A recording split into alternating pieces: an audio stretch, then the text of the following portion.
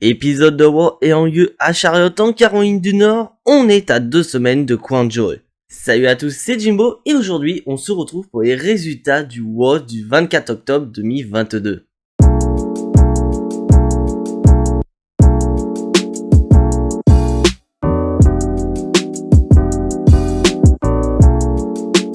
Et sans plus attendre, on va démarrer cet épisode de Raw avec l'entrée du Judgment Day. Un Judgment Day qui va nous faire un résumé des épisodes précédents. Car ces derniers vont nous rappeler que la semaine dernière, Dominic Mysterio a affronté un certain AJ Styles et que ce dernier l'a battu. Et que grâce à cette victoire, Dominic Mysterio a eu la plus grande victoire à l'heure actuelle de sa carrière et qui est comparé au plus grand luchador de l'histoire selon eux, qui est Eddie Guerrero. J'attends vos commentaires mes chers amis Catch Addicts si vous êtes d'accord avec le Judgment Day.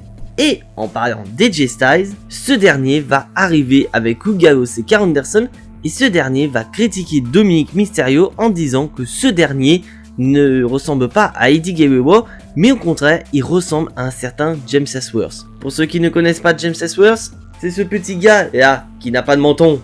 Et AJ Styles se connaît très bien. Et après ça, on va enchaîner aussitôt avec le premier match de la soirée qui va opposer Finn Balor et Karl Anderson. En soi, le match est plutôt correct entre les deux, mais ce qui va attirer l'attention, c'est ce qui va se passer à l'extérieur du ring. Car bien sûr, nous avons ZOC et le Judgment Day qui sont aux abords du ring, donc ce qui veut dire qu'on va avoir beaucoup d'interventions, mais que cette fois-ci, on va avoir de la dinguerie.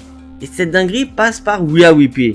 Car Rhea Ripley va porter un énorme body slam sur Ugallos. Oui, vous m'avez bien entendu. Rhea Ripley a porté un body slam sur Ugallos. C'est une dinguerie. Et Rhea Ripley va continuer car elle va profiter d'une distraction de Dominic Mysterio pour porter un coup dans les bouilles à papa de Karl Anderson. Et cette intervention va permettre à Finn Balor de remporter la victoire. Donc Judgment Day remporte une nouvelle confrontation face à ZOC, mais ce qui va nous intéresser, ça va être un peu plus tard dans la soirée durant cet épisode de Raw. Car à l'infirmerie, AJ Styles dit à ses coéquipiers que Rhea Ripley est un vrai problème et qu'il faut trouver des solutions. Est-ce que cette solution passe par un quatrième membre de ZOC qui pourrait être un membre féminin? Personnellement, au vu de ce qui se passe à l'heure actuelle autour du Judgment Day, je miserais pourquoi pas sur un retour de Beth Phoenix. On enchaîne aussitôt cet épisode de Raw avec The Miz qui fait son entrée et qui va prendre le micro. Un The Miz qui va dire au public que ce dernier effectivement a un secret autour de Dexter Lumis. Un The Miz qui va nous rappeler que Johnny Gargano y accuse de garder un secret qui se cache autour de lui et de Dexter Lumis. Et The Miz va confirmer ses propos, effectivement Johnny Gargano détient un secret. Mais The Miz va vite écarter le sujet et va rendre hommage à son partenaire Tommaso Ciampa qui a été enlevé il y a de ça quelques semaines par Dexter Lumis. Mais après ça, nous avons Johnny Gargano qui vient confronter The Miz et qui va dire que The Miz est un menteur. Tommaso Ciampa n'a pas été enlevé par Dexter Lumis, ce dernier est tout simplement blessé. Et Johnny Gargano va menacer The Miz de siffler dans le but d'appeler Dexter Lumis. Sauf que The Miz dit la vérité depuis le début. Et en parlant de vérité, nous avons R-Truth qui fait son retour et qui va dans le ring pour confronter The Miz et Johnny Gargano. Et là on va avoir une séquence assez rigolote car The Miz ne comprend pas pourquoi R-Truth est là. Et R-Truth dit qu'il est là parce qu'on l'a rappelé, parce qu'il est la vérité. Et Johnny Gargano va confirmer en disant que techniquement R-Truth est la vérité. Une séquence que je trouve assez rigolote car R-Truth et Johnny Gargano vont littéralement se foutre de la gueule de The Miz. Donc tout ça va énerver The Miz, ce qui va entraîner un match opposant R-Truth à The Miz. Donc on enchaîne aussitôt avec un match entre R-Truth et The Miz. Et bien sûr notre cher ami R-Truth va tenter de nous porter les prises légendaires de son catcheur favori, John Cena. Mais vers la fin de match, on va avoir un homme en capuche qui va distraire The Miz car ce dernier va penser que c'est ni plus ni moins que Dexter Lumis et que suite à cette distraction, The Miz va perdre le match face à R-Truth avec un roll-up. Mais cet homme n'est pas Dexter Lumis, c'est ni plus ni moins que Johnny Gargano qui se fout littéralement de la gueule de The Miz. Et suite à ce qui se passe, on se pose une seule question, quel est le secret qui se cache autour de The Miz et de Dexter Lumis? Peut-être que Johnny Gargano ne bluffe pas et qui est détenteur de ce fameux secret. Mais pour cela, faudra attendre les prochains épisodes de WoW et peut-être, pourquoi pas, Quanjo pour avoir la réponse à cette question. Et là maintenant, mes chers amis catchadicts, on va enchaîner avec un match opposant Austin Theory, notre plus jeune Mr. Money in the Bank de l'histoire, face à celui qui prétend être le challenger numéro 1 au titre de champion des États-Unis de Seth Rollins, j'ai nommé Mustafa Ali. Et en parlant du champion des États-Unis Seth Rollins, ce dernier sera au niveau des commentateurs pour regarder le match. Un match très bon opposant Mustafa Ali et Austin Theory, à quel point qu'Austin Theory va en profiter à un moment donné pour prendre un selfie, sauf que ce dernier n'aurait pas dû faire cette erreur. Mais suite à une distraction de Seth Rollins, Austin Theory va en profiter pour remporter le match avec son ATA. Et après ce match, Seth Rollins va féliciter le plus jeune champion des États-Unis de l'histoire de la WWE, Austin Theory. Mais Seth Rollins n'en a pas fini, car bien sûr je vous rappelle que nous avons une rivalité en cours opposant Seth Rollins et Mustafa Ali. Donc Seth Rollins va en profiter pour mettre quelques petits coups à Mustafa Ali. Une bagarre qui va se terminer par la victoire de Mustafa Ali qui va balancer le champion des États-Unis sur l'écran d'entrée et les arbitres vont être obligés d'intervenir pour les séparer. Donc en soi c'est une victoire que je trouve assez logique, surtout avec l'intervention de Seth Rollins qui vient mettre des bâtons dans les roues de Mustafa Ali.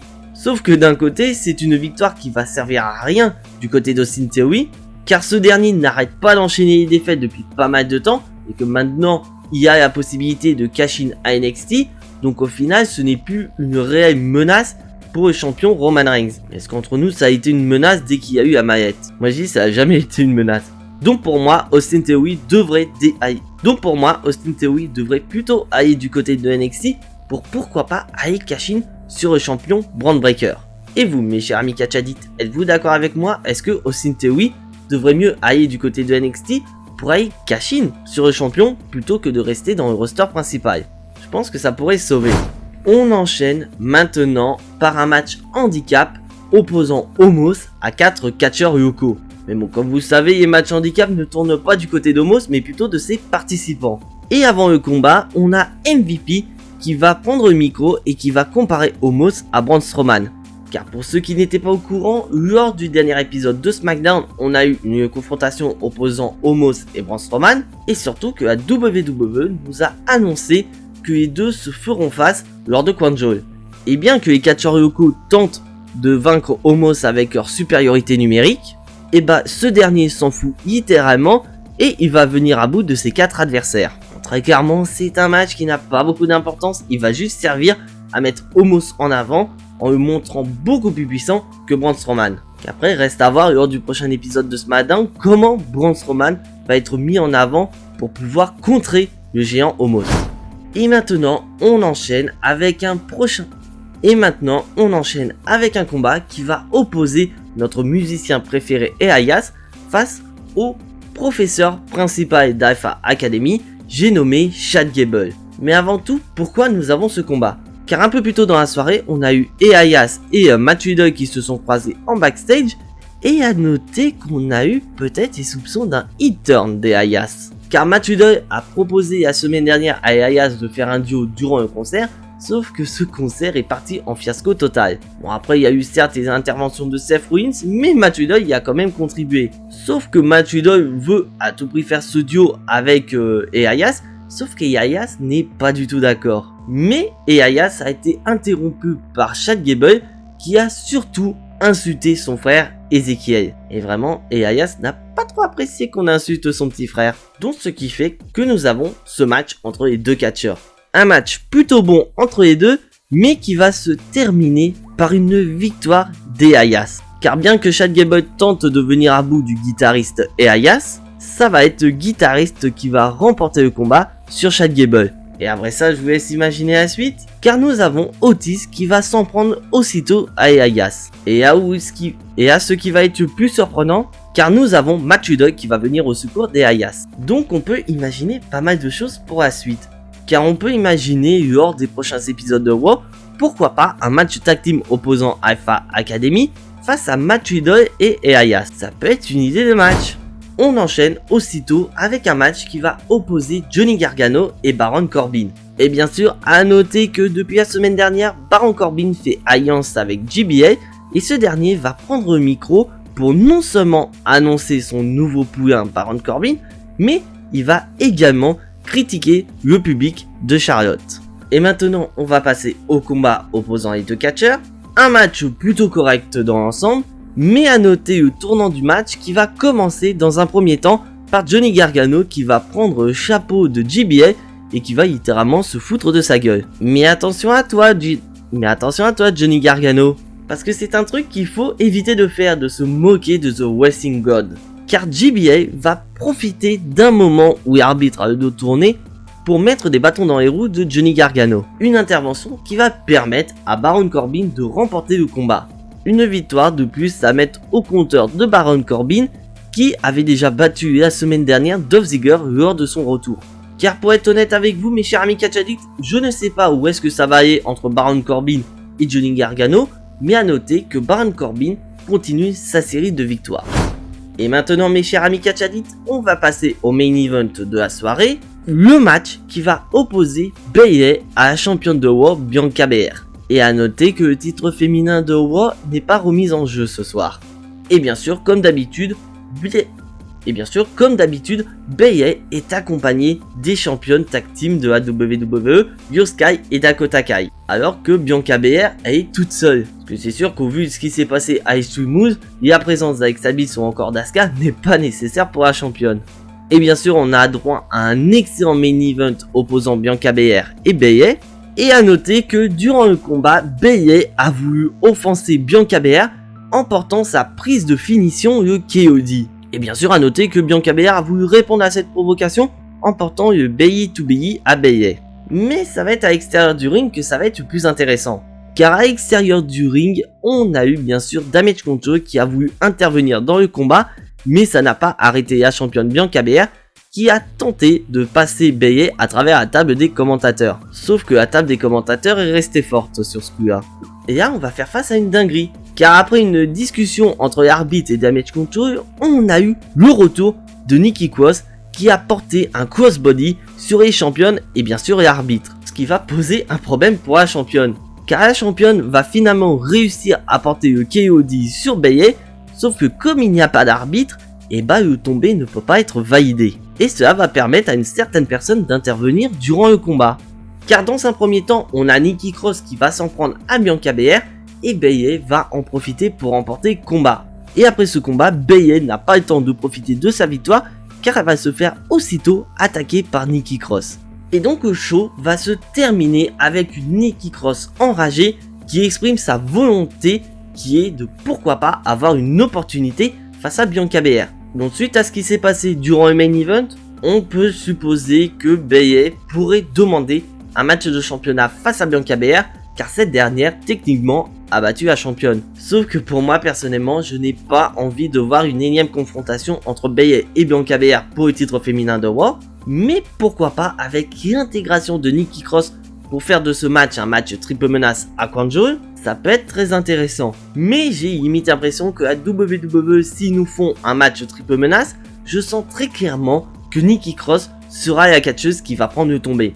Car on sait tous ce qui se passe à la WWE quand nous avons un match triple menace. On va soit tenter de protéger la championne, soit on va essayer de protéger la challengeuse principale. Donc ce qui veut dire que si nous avons effectivement ce match triple menace, et bah la WWE va tenter de protéger Bianca Belair dans la défaite, ou bien protéger Bayley dans la défaite pour éviter que Damage Control se casse la gueule. Et vous mes chers amis catch addicts, est-ce que vous pensez qu'il va y avoir dans un premier temps ce match triple menace à Crown Jewel? Et si c'est vraiment et si vous êtes d'accord avec moi pour ce match triple menace, dites-moi quel serait le dénouement pour vous durant le combat.